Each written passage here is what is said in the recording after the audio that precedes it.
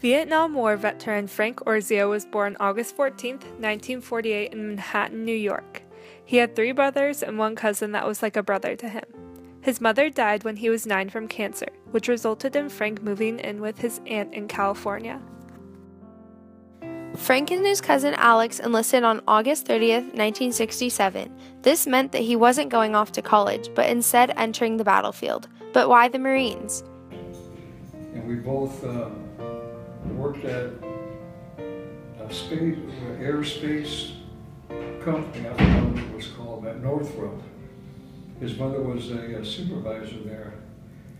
Anyway, as we got a little bit older, we started getting bored with things and decided to go join the Marines. So that's how that came about. We enlisted August 30th, 1967. In the Marine Corps. Well, the Marine to us is the best. I mean, obviously everyone believes that, and it's true. We're not the Army of One or the Navy. We don't wear these colored berets. We just wear, the same uniform. And the Marines will not leave another man behind. Not that I'm saying another branch of service will, but we take pride in saying that, that we get hit, we'll come home, so. At Camp Pendleton in San Diego, Orzio spent 8 weeks in training. Usually training took 14 weeks, but due to the war, Orzio only spent 8. They sent us from Camp Pendleton, we went to El Toro Marine Base, at the time it was the air station, and they flew us to the Philippines for 3 days. And there they gave us orders where we're going to go, which was of course Vietnam. We took a jet Pan American to Vietnam and landed at Da Nang, and we stayed in Da Nang for 2 or 3 days. When Orzio got there, the Tet Offensive started that January of 1968. That was when a coordinated series of fierce attacks hit more than 100 cities in South Vietnam. The Tet Offensives were a turning point in the war for the Americans as a painful American withdrawal from the region. This meant that Frank and Alex and the other Marines in training were finally ready to go. My cousin and I had different last names. We were able to stay together. They had a buddy system back then, but they didn't want relatives. Okay. But like I said, since we had different last names, we stayed together. So they didn't know you were cousins? No, we didn't tell nobody nothing. In fact, I promoted Smart. him. That's really smart. Keep it quiet. We were in a company called Suicide Charlie. HBO did a miniseries called Pacific on them. World War II, they were one of the most decorated units in that war. Alex and Frank were part of a company called Suicide Charlie, one of the most extreme and decorated war units. And they called themselves Suicide Charlie because we took details nobody wanted to do. It was, basically suicide missions. So that's the company we went to. We were on a small hill, we call them hills or outposts. We've seen every day pretty much action, whether it was rocket attacks or the guys going on patrol. Meanwhile, at the unit, the men stayed in touch with their family by writing. Some families sent care packages to them with things from back home. My side of the family is Italian-Irish. My grandma used to send us cases of pepperoni sticks. So the guys loved me. I'd get cases of that stuff. We put them in our backpacks and take them out, so I was pretty popular. And after I got wounded, my grandmother still sent them a couple of cases until the end of the year. My tour would have been out. Okay. Yeah. Even though the men missed their friends and family very much, they stuck together as a brotherhood of 8 or 9 men and never left any man behind. There's a saying that you go to war to fight for the America and the flag, and you find out seriously in combat that you wind up fighting for the guy on the left of you or the guy on the right. Orzio explained that the men had to always be ready and alert, so there was no off time. But while in the bunkers, they would play cards, write letters to home, or catch up on the rest. Frank specialized in the 106 recoilless during his time at war. Sometimes he was joined by his cousin in the same truck. One day, as Orzio and Alex were driving back from a patrol towards the main base, their truck was hit by a rocket and then a landmine, an explosive that is triggered when a vehicle drives over it. Yeah, well, when I got blown up, I got flipped out of the truck. He went with the truck too, but the truck laid on top of me and pinned me. And nobody could recognize me because my face was pretty much gone. He said because of my black hair, is the only reason why he knew it was me. He grabbed me and stuck his fingers in my artery because it was pumping blood out. And so they got me out. Lieutenant Colonel Wally, a witness of the attack, later sent Frank an email recalling what he remembered from the traumatic experience. He goes, Alex, that's my cousin. It's me, Lieutenant Colonel Wally Kastner. I remember it like it was yesterday. I was coming back from Charlie Med, which is a medical group, and was in the shotgun seat of the truck when the company Jeep pulled up. And I got out of the truck and got in the Jeep.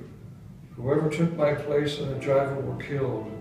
We were about 400 meters behind you when the box mine went off.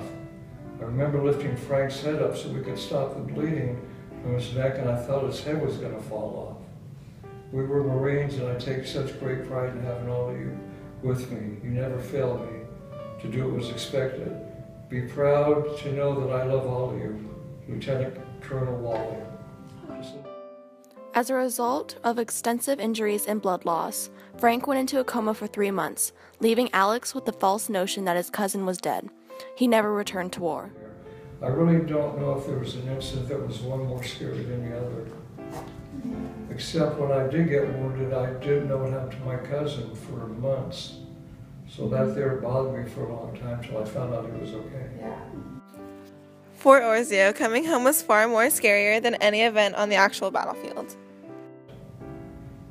It was. We couldn't figure out what are people mad at us for. Right. When we went to war, we went, there was a band there, they played, and when we got back, people turned their back. The country turned their back on the young men and women that went to fight for their freedom. The ill treatment, unfortunately, started immediately as soon as Orzio took his first steps on American ground.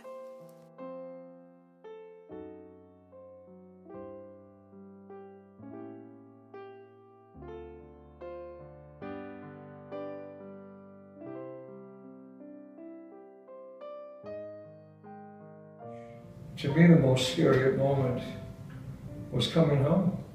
When I got yelled at by people at the airport and got spit on, I never had no more fear than that moment because my head was bandaged up, my arm and hand was paralyzed, my leg was missing, my right kneecap was in a cast, and somebody came up and slapped me. Can you imagine that? The terror?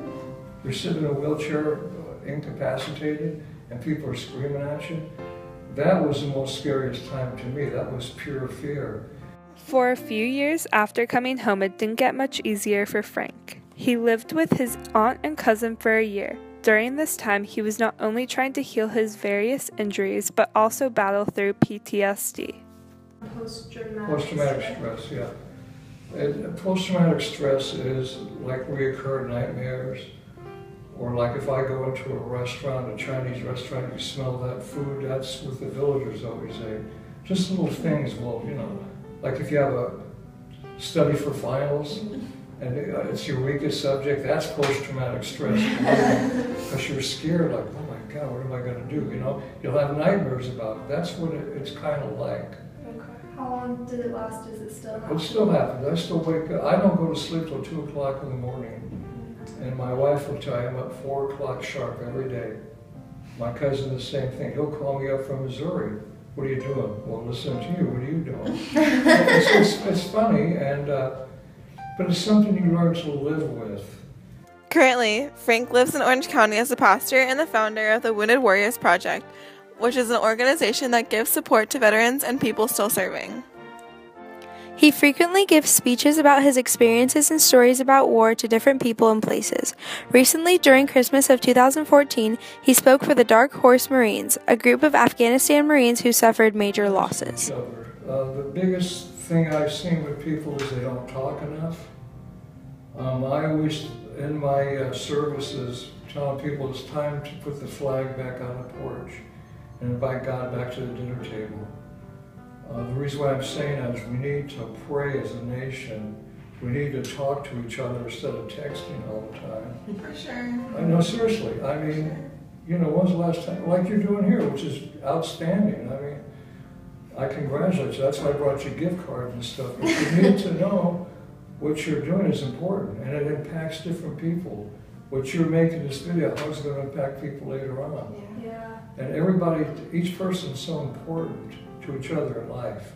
I'm not saying that as a pastor or as a Marine, but I'm saying that as my life experience. Clearly, Orzio is an inspiration to us all, not only as a war hero, but also as a support to others.